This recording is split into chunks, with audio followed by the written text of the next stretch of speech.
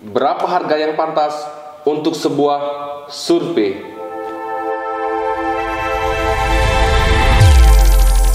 Teman-teman Citra Indonesia, kami jamin Anda menang. Pak Yanto, apa kabarnya nih? Baik, Mas. Pak, ini terkait dengan biaya survei, Pak. Terkadang para kandidat ini menanyakan, bingung Pak, menanyakan kemana tentang biaya survei seorang kandidat itu mengikuti suatu kontestan di pilkada ataupun di pilpres, Pak. Iya, Mas Yuki, harga sebuah survei untuk pilkada atau pilpres atau apapun itu untuk klien memang gambarannya masih meraba-raba. Belum ada standar yang pasti buat mereka. Mirip seperti hantu yang digambar kaos Iron Maiden-nya Mas Yuki itu. Jadi kalau dilihat dari sisi seperti ini, seperti menyeramkan, di sini sepertinya agak baik, agak apa gitu kan ya. Jadi orang melihat biaya survei itu berbeda-beda. Nah, pertanyaannya seperti yang Mas Yuki tadi bilang, berapa sebenarnya harga survei? Nah, harga survei itu memang relatif, Mas. Tapi misalnya untuk sebuah pilkada di sebuah kabupaten, itu tidak mungkin di bawah 80 juta. Itu tidak mungkin di bawah 80 juta. Luasnya, persebarannya gimana, jumlah penduduknya berapa, jadi korespondennya berapa, respondennya berapa gitu ya. Itu mungkin bisa jaraknya jauh, dekat, itu relatif lah, itu bisa dihitung persebarannya itu. Samplingnya juga bisa kita hitung. Cuma masalahnya adalah berapa harga untuk sebuah survei. Nah, saya bisa pastikan secara umum untuk level kabupaten itu tidak mungkin di bawah 80 juta. Nah, tidak mungkin di bawah 80 juta, tapi rata-rata kandidat itu masih ingin melakukan penawaran-penawaran. Nah, para gerilyawan politik yang ngaku-ngaku ahli survei, bisa melakukan survei, itu tahu bahwa 80 juta itu relatif bagi para kandidat itu termasuk mahal. Bahkan mungkin ada yang merasa sangat mahal. Sehingga mereka menyusup-nyusupi, mempengaruhi para kandidat dengan mengatakan, "Ah, Om atau Bang, kita juga bisa itu bikin survei, gampang caranya. Itu mah kemahalan, mereka cuma jual nama aja." Dan mereka bisa mengajukan proposal dengan harga misalnya 60 juta, 45 juta. Bahkan saya pernah mendengar ada salah satu perguruan tinggi negeri itu mengajukan proposal hanya 25 juta hanya untuk sekedar deal untuk mendapatkan proyek survei. Dan saya tahu bahwa pelaksanaannya, kegiatan surveinya itu abal-abal. Banyak yang akhirnya hanya lewat telepon, akhirnya dilihat aja isinya dari segi tren, kemudian disesuaikan dengan kuesionernya diisi di bawah pohon, suka-suka anak-anak itu.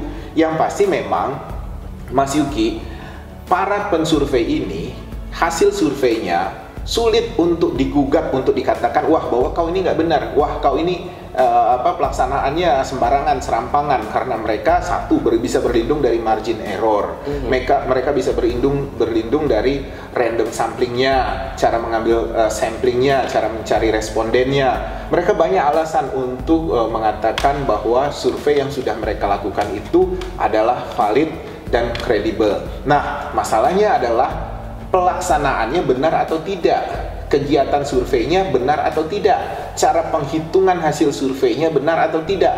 Banyak yang harus diperiksa dari instrumen-instrumen survei itu, Mas. Jadi yang namanya survei itu adalah sebenarnya pekerjaan yang berat, yang tidak mungkin saya katakan kalau dia mau bekerja sungguh-sungguh tidak mungkin di bawah 80 juta. Nah, memang kawan-kawan di level nasional kadang di satu kabupaten dia bisa mengajukan harga itu rata-rata antara 115 sampai 125. Itu teman-teman yang levelnya nasional di sebuah kabupaten minta harga di 115, di 125. Dan bagi saya itu adalah angka yang wajar karena mereka juga harus mengeluarkan biaya transportasi, mereka harus menyisihkan kegiatan-kegiatan mereka yang lain di daerah yang lain, sehingga mereka memang harus fokus. Jadi kalau mau fokus memang angkanya antara 115, 125. Tapi bagi saya sebenarnya buat seorang kandidat apa sih selisih 15 juta, apa sih selisih 25 juta?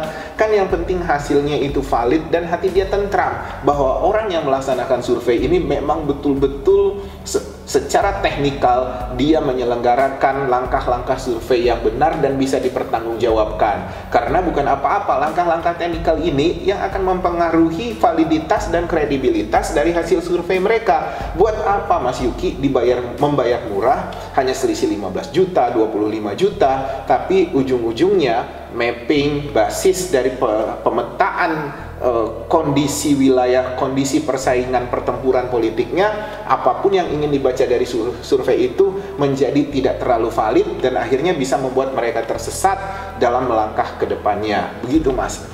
Pak, citra Indonesia sendiri Pak, tadi informasikan dari Bapak sekitar 80 juta sampai dengan 15 juta gitu, 115 juta Pak. Butuh waktu berapa lama Pak untuk mengetahui hasil survei tersebut bagi seorang kandidat yang ingin mencalonkan kepala daerah gitu Pak?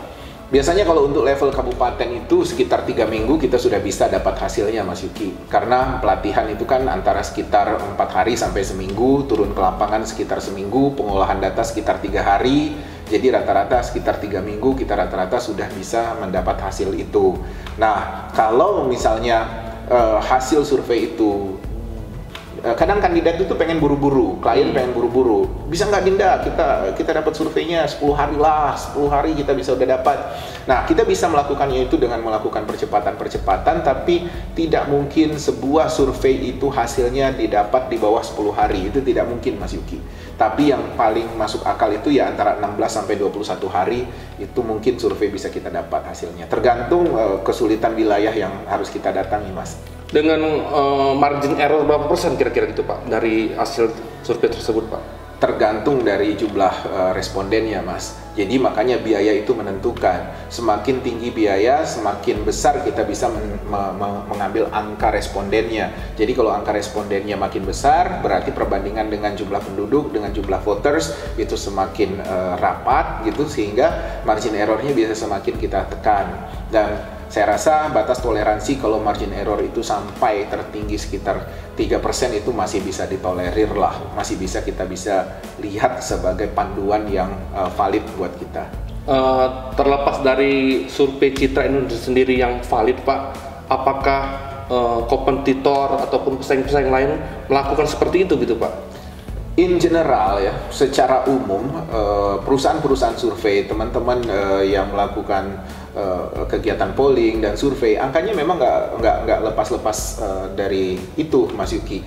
Ada memang misalnya teman-teman lembaga-lembaga survei lokal bisa turun, makanya saya bilang mereka bisa turun di angka 80, 90 gitu. Itu sudah mepet betul sebenarnya buat kawan-kawan yang di daerah. Tapi saya rasa seharusnya para kandidat tak usah pelit-pelit amat lah masalah 15 juta, 25 juta. Bikinlah teman-teman yang ke lapangan yang survei ini bergembira gitu, sehingga mereka punya pikiran-pikiran yang positif, energi yang positif untuk menjamin pelaksanaan survei itu betul-betul objektif Mas. Karena kasihan juga kan, harusnya mereka bisa dapat 1 gelas kopi, ini beli kopi nggak bisa, akhirnya cuma beli air putih gitu. Harusnya bisa beli snack 3 untuk mereka jalan ke suatu tempat, akhirnya nggak dapat snack.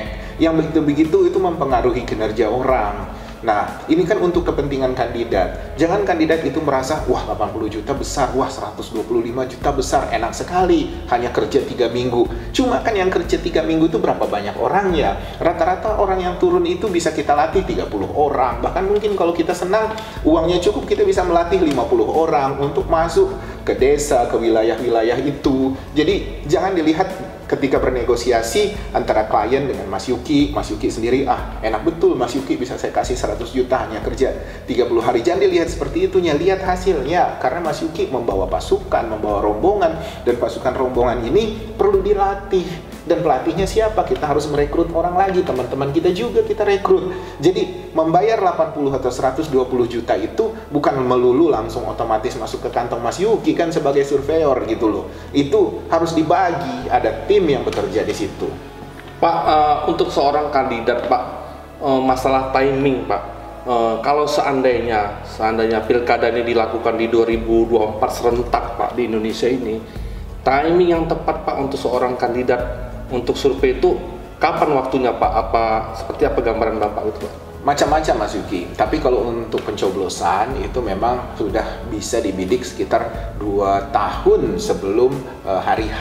Tapi kalau dia ingin melakukan survei tentang tren, tentang kecenderungan aktivitas-aktivitas masyarakat di sana, atau dia ingin survei kebijakan publik terhadap petahana, kemudian juga ingin melakukan evaluasi terhadap kegiatan pembangunan, program pembangunan, dia bisa melakukan sebelum itu, sebelum 2 tahun. Dan itu bisa menjadi bekal dia untuk mengkritisi petahana kalau dia ingin tampil lebih berbobot ya, lebih meyakinkan di mata para konstituen. Karena dari situ seorang calon kandidat bisa kaya akan tema, kaya akan topik, mana yang menjadi kekuatan petahana, mana yang menjadi kelemahan petahana misalnya. Itu yang harusnya jadi pertimbangan karena bukan apa-apa, rata-rata kan kandidat ini pengen survei hanya karena pengen menang pilkada, tapi tidak melihat bahwa survei adalah salah satu proses, bahkan salah satu tindakan fundamental buat dia melangkah ke depan. Nah, banyak sih saya lihat sekarang kandidat-kandidat itu sudah menyadari pentingnya survei. 80% lebih kandidat yang saya temui selalu mengatakan, "Ya Dinda, kapan kita survei? Abang pengen lihat hasil survei." Mereka sudah mengerti bahwa survei adalah tool yang signifikan untuk membaca situasi dan menjadi panduan untuk dia melangkah ke depan. Cuma masalahnya yang ada di kepala kandidat itu selalu pingin murah, selalu pingin murah. Harga 125 juta mau ditawar. Bagi saya tinggal pilih ajalah lembaga survei yang membuat dia sreg, yang menurut dia memang itu kredibel. Apakah saya mau memilih lembaga survei A, memilih lembaga survei B atau C. Tapi tak usah terlalu ribet untuk menawar, karena selisih 15 juta, 25 juta itu nggak terlalu signifikan kalau kita fokus pada target kemenangan, Mas. Yang penting menang. Pak, terkait dengan klien Citra Indonesia nih Pak, sudah banyak yang di Indonesia yang sudah berhasil ataupun yang belum Pak. Klien Citra Indonesia sendiri Pak, untuk incumbent atau petahana ataupun yang mau mencalonkan wali kota, gubernur ataupun ikut pilkada Pak, itu yang lebih susah mana dan mudah mana Pak antara kedua ini untuk disurvei gitu Pak? Sama saja Mas Yuki, sama saja. Tinggal apakah incumbent maupun petahana melihat tingkat signifikansi, tingkat kepentingan survei buat dia seperti apa. Nah, jangan hanya sekedar menganggap bahwa saya sudah survei, kemudian dia kepingin hasilnya positif, dia kepingin hasilnya yang bagus-bagus saja buat dia. Survei itu Mas Yuki tidak penting apakah itu bagus, positif, jelek, tidak, buat dia itu tidak penting. Yang penting dari sebuah survei itu adalah validitasnya, kredibilitas dari hasil survei itu. Validitas itu yang paling penting buat kandidat untuk membaca survei. Dia buruk, dia negatif, kan nanti bisa kita siasati, kita bisa cari rekomendasinya, kita bisa mencari solusinya untuk langkah-langkah perbaikan dia ke depan. Jangan hanya melulu berpikir bahwa yang penting survei saya positif, negatif, enggak. Itu kalau untuk survei-survei awal Mas Yuki. Kecuali nanti kalau surveinya sudah survei yang ketiga, survei yang keempat, survei yang kelima, boleh dia cemas kalau hasilnya negatif. Tapi kan kalau dia percaya sama timnya, kalau timnya handal, dia bisa mencari tahu bagaimana mengoreksi hasil negatif ini. Pak, ini perlu tips and triknya Pak buat teman-teman untuk calon klien Citra Indonesia yang mencalon kepala daerah Pak. Mungkin Bapak bisa sampaikan Pak, dari hasil survei Citra Indonesia sendiri Pak, bisa berapa persen Pak menurut pengalaman Bapak yang bisa menjadi kepala daerah Pak? Yang jelas Mas Yuki, kita kan punya tagline, kami jamin Anda menang. Dan kami jamin Anda menang itu kan syaratnya kita punya waktu dan punya biaya yang cukup. Nah, persoalan biaya ini Mas Yuki, janganlah kita sering-sering bertemu dengan kandidat yang punya aura negatif. Aura negatif itu apa? Sebentar-sebentar nawar, selisih 5 juta ribut, selisih 10 juta ribut. Itu sesuatu yang tidak penting. Yang penting bagaimana antara kita sebagai konsultannya kepada para kawan-kawan yang menjadi klien kita, yang menjadi kandidat pilkada, itu punya interaksi yang positif, yang baik, sehingga energi positif kita itu bisa sama-sama fokus untuk meraih kemenangan. Kalau hanya sebentar-sebentar yang dipikir adalah selisih 5 juta, 10 juta, kemudian dia jadi pusing, daripada bayar konsultan, lebih baik dia cetak banner, lebih baik dia bagi-bagi sembako, ini akan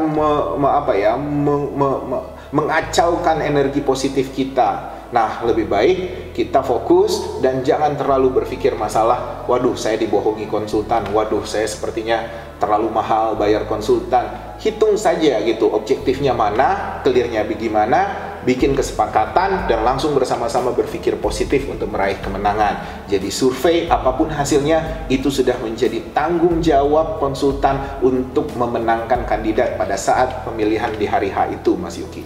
Terima kasih Pak Yanto penjelasannya terkait dengan berapa besar biaya survei yang harus ditanggung oleh calon kandidat peserta pilkada ataupun pemilu.